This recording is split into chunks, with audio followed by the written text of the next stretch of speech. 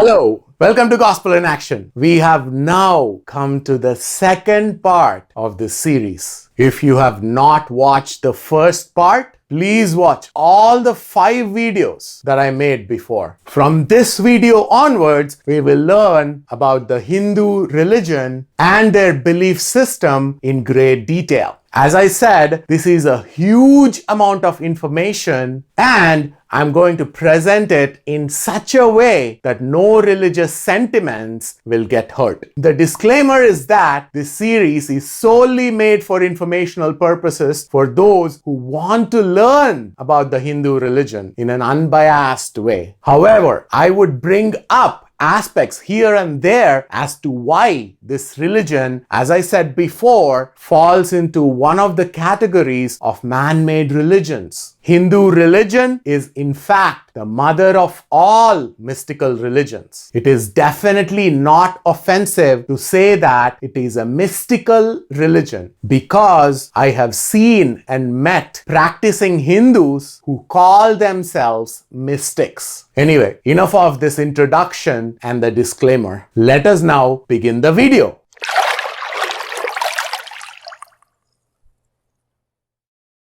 If you are a first-time visitor, then I request you to please hit that like button to support us with this mission. If the videos are helpful, please subscribe to this channel to not miss another video. Note that the subscription is free. To be very frank, the nature of the core of Hindu religion, that is the true Sanatana Dharma, is not pantheistic. It is much deeper than what people see superficially. As I said before, the Hindu religion is mystical because the very foundation of their belief system is the Advaita Vedanta, or the philosophy of non-duality. Advaita in Vedic Sanskrit literally means non-secondness. That means they believe in only one existence. This core belief is in fact very naive compared to what we know about God through Christ. Let us talk about it. But before that, let me remind all of you that it is only Christ who revealed the true nature of our God, who knows every small detail about us and is very personal to us. The Bible is considered a love letter from God to us. This love is not a romantic love, as most people have misunderstood, but it is agape, which is the highest form of love, that is both among the Godhead and also between God and man. Anyway, let us learn about this one existence in a little detail. The people of Sanatana Dharma, or the eternal religion, or commonly referred to as Hindu religion or Hinduism, believe that there is one infinite, eternal, changeless existence, the All. From that, all comes forth, and to that, all returns. And that all is the one only without a second. Did you get it? They deliberately made it look complicated for a reason which we will discuss later, but it really is not at all complicated. So the all and the that with the capital letters is what they refer to as their version of God, or Brahman in their language. Brahman is a Sanskrit word that is derived from Brahmanda, which means the universe or the cosmos. It appears fine till now, except of course the returning to the all part. But their understanding of God is completely different from what we know about God through Christ. I will explain this difference in a few minutes. So they would continue to define their God, the Brahman, like the following: that includes within itself all that ever has been, is, and can be. As the wave rises in the ocean, a universe rises in the all. As a wave sinks again into the ocean, a universe sinks again into the all. As the ocean is water and the wave a form or manifestation of the water, so is there one existence, and the universe is a form or manifestation of the existence. This is their core belief on what God is. In simple words, they are saying that their version of God is infinite, eternal, and changeless existence. You have to notice a very important word here. That is the word existence. They believe that their God is all existence. That means they are not differentiating the Creator from His creation. They are simply saying that the Creator and His creation are both one and the same. This is why this philosophy is called Advaita or non-duality, or crudely non-secondness. In short, their God is one and all is God. This statement is absolutely true when we say that the universe is one and all is the universe, isn't it? We know, and it is indeed true, that the universe exists in the existence. Nobody denies that. So, the universe is simply the visual manifestation of this existence, which they are calling God. So, as the existence or the visual manifestation of it, that is the universe, is not personal to anyone, even their God, the Brahman, is hence an impersonal being who is not personal to them. They are all hence agnostics because their impersonal God does not communicate with them. This is very true and should be completely non-offensive to Hindus because they call their God Nirguna Brahman, which means Brahman without attributes or unconditioned Brahman. Anyway, an agnostic is the one who believes that there is an unknown force or power out there that controls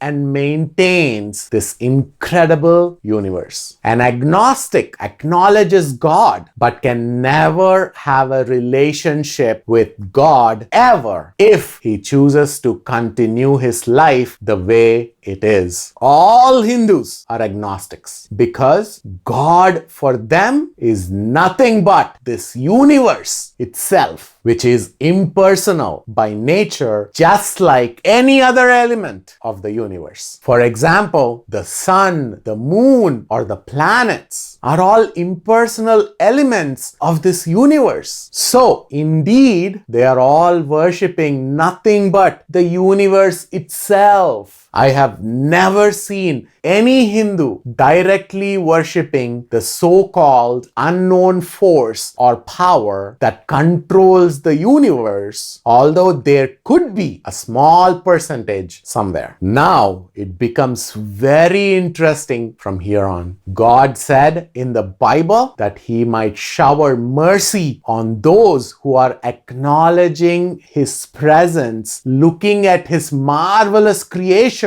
even though they do not know who He really is. God would like to see everyone in this world to at least acknowledge His presence through their worship of the nature, if they had not already known about Christ. Let us look at those verses quickly. Let us read Romans chapter 1 verses 19 through 20. For what can be known about God is plain to them because God has shown it to them. For His invisible attributes, namely His eternal power and divine nature, have been clearly perceived ever since the creation of the world in the things that have been made. So, they are without excuse. Did you see that? There is absolutely no excuse for those who reject God. Therefore, all atheists are indeed the worst of all fools in this world. One must have pity looking at their spiritual condition. Paul says in Romans chapter 2, verses 14 through 15 like this: For when Gentiles who do not have the law by nature do what the law requires, they are a law to themselves, even though they do not have the law. They show that the work of the law is written on their hearts, while their conscience also bears witness, and their conflicting thoughts accuse or even excuse them. In other words, the people who have never heard about Christ are a law to themselves. By nature, every human being is born with a moral code inherently in his heart. That is God's law. So every human being must live by that innate God's law within them as far as they can. Their consciences will know their entire lives, that is everything about themselves. Think of it like a hard drive of human body that stores all information within them about themselves. So, on the day of judgment, their own consciences will reveal the truth about themselves, whether they should be punished or excused. And God will honor their consciences as long as they have not heard about Jesus Christ in their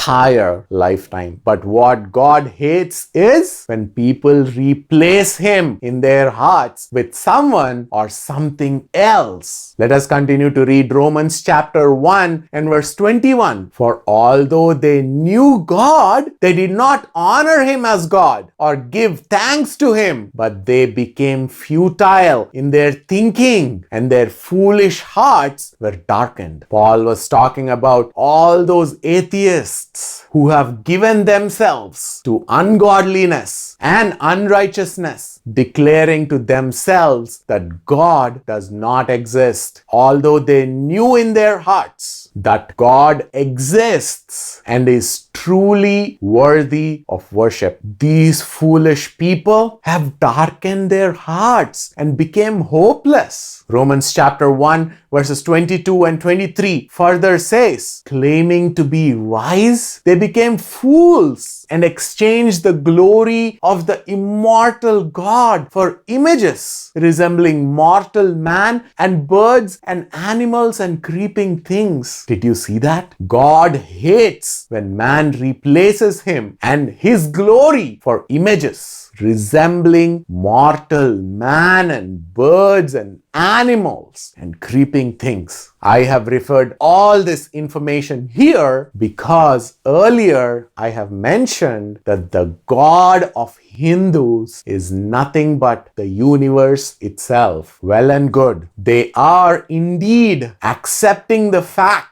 that they do not know God, the creator of the universe, but yet acknowledging Him through the worship of the universe, His creation. In fact, it would have been great if they had stopped there, but they did not. They have committed an unpardonable but yet a redeemable sin by suggesting to worship, replacing God's glory for images of mortal man, birds, animals, and snakes. They did that because the universe by nature is impersonal. And as man is not designed to live without God, there remains a huge vacuum or emptiness. So the early Hindus chose an alternative method to indirectly worship the universe, especially for those who have low mental faculties and who do not understand how to worship an infinite, formless cosmos called the Brahman. There is no doubt that these people did this with good intentions, knowing fully well that if they don't give such people with low mental faculties anything to worship, they would slowly die with that emptiness growing over time. So they have taken the liberty and assumed various forms to worship this impersonal Brahman. The question is, who gave them the authority to personalize this impersonal universe? No one.